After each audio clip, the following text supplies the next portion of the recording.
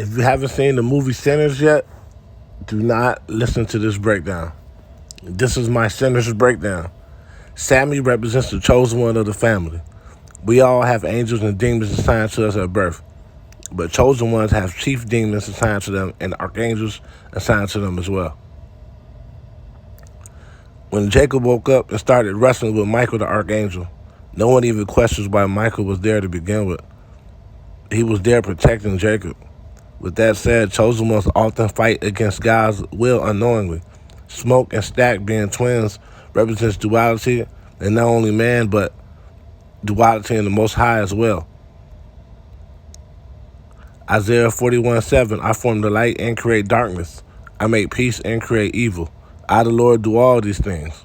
Stack is more open-minded, trying to see the best in people. He said, my daddy mostly beat me, but he didn't mean it though. Smoke is not so forgiving. Smoke is also way more perceptive than his brother. Smoke was already prepared for the clan coming to take what's theirs before they had even purchased the juke joint. The both are men of war though. And proud black men. Thus, they're looking at white folks right in their eyes when talking to them. Being a proud black man and a man of war myself, I've been told that I behave differently around white people than the average black person. It's because we live with them and we know them personally. We don't have an inferiority complex around them. That leads me to the Klan member dressed up as a normal white man. To me, the KKK represents the MAGA mentality. They are easy to identify. Loud, ignorant, and repulsive. Just how I like my races. Smoke seen him coming a mile away. You see, they don't want to live among black people, but they don't want you having anything either. Now, because of Smoke and Stack, their weaknesses were different. Stack being more of the rebel, he either doesn't care about societal rules or purposely oversteps his bounds. Having sex with a woman who can pass for white or is white, cursing in front of women and children, which was a no-no back in those days. He doesn't appeal to people's best interests, he appeals to their carnal desires. He uses Slim's addiction to alcohol to get him to agree to performing at the juke joint. But that's because Stack's weakness was his carnal desires. Smoke's weakness was his lack of faith in people and his lack of faith in God. Because he had no faith in God, he had to rely on anti-spirituality, making her the head of him in a spiritual sense.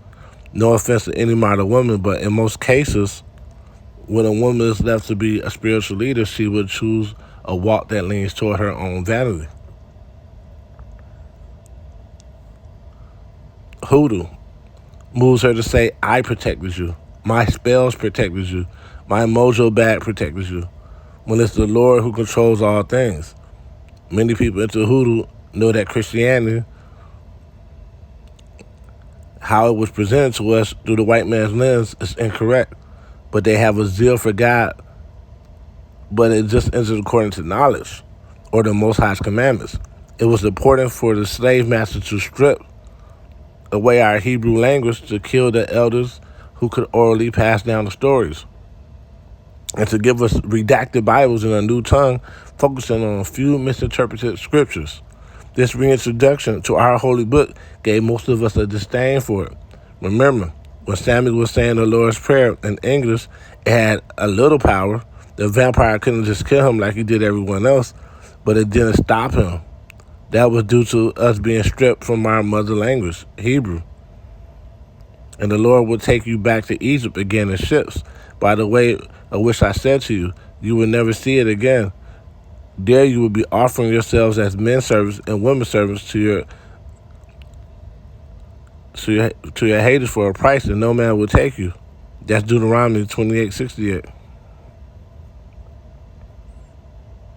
Paul described the Hebrew language as the language of angels. And if Hebrew is the language of angels, that would make Latin or derivatives of Latin like English, Spanish, French, and Portuguese the language of who? Remick and the vampires represent the liberal Democrats. They don't necessarily want to take away what we have. They just want to control it. They want our stories. They want our music. They want us to bleed it. They want to bleed us dry. manipulate us, control us, and exploit us. But they need us to invite them to the party. So like the Democrats, the vampires do a little song and dance for us. That's normally enough to get them in the door if there's no strongman. But Smoke and Stack was there. The enemy can't take it home until he binds up the strongman. So they are turned away. But they don't go away. They sit right outside. Now, one can say, why didn't they just go to the regular black folks to get them? It's a lot easier for demons to get you when you're giving into your carnal desires, but you have been drinking to excess and currently breaking God's laws.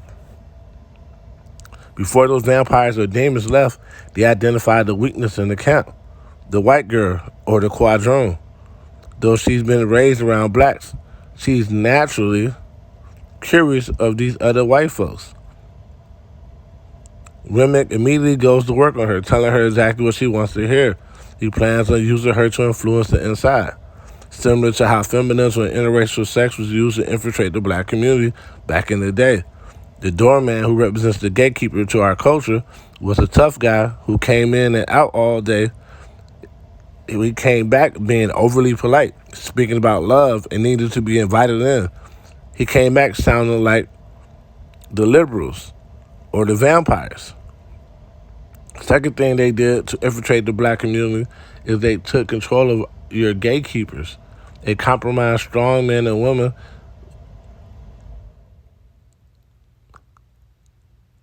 Much of this happened in college. More than a degree, in college you get an indoctrination. That kind of disturbs how you were raised. Those indoctrinations were administered by sororities and fraternities. Their job is to help herd the black community into a docile state of comfort. So they are more easier to control for the white man.